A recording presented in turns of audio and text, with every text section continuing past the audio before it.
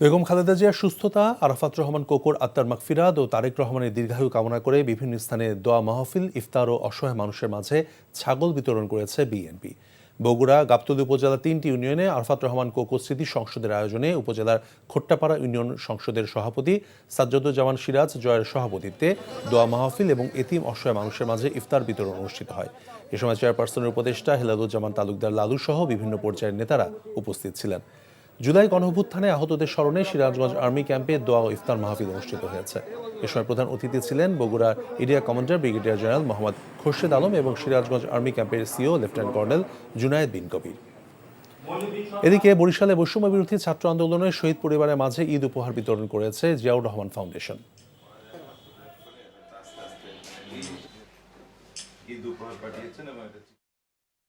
এই ঈদে জামা জুতো অ্যাক্সেসরিজের ডিসকাউন্ট।